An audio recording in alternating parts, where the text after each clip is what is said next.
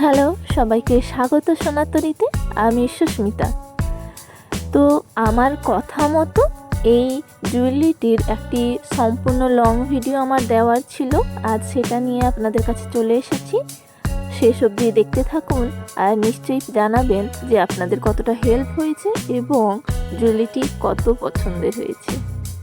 তো ভিডিও অনুযায়ী আমরা নিশ্চয়ই দেখতে পাচ্ছি যে প্রথমে ক্লে দিয়ে আমরা একটা বই বানিয়ে নিচ্ছি এই একই পদ্ধতিতে, এবং সানফ্লাওয়ারের জন্য আলাদা করে প্রায় প্রথম রোতে 12টা মতো, তারপরের রোতেও সেম 12টা মতো পাপড়ি বানিয়ে নেব এবং পাপড়িগুলি এরকম ধীরে ধীরে করে সাজিয়ে নেব।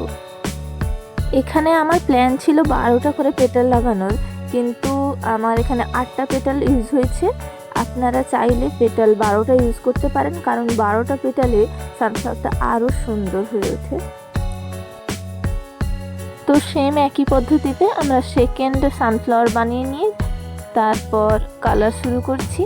কালারের জন্য শুরুতে আমরা জেসো ইউজ করেছি, যেটা হোমমেডের। আগেই আপনাদের জানিয়েছি যে আমি হোমমেড জেসো ইউজ করি। কালার হতে হতে আপনাদের সঙ্গে কিছু কথা বলে নিই।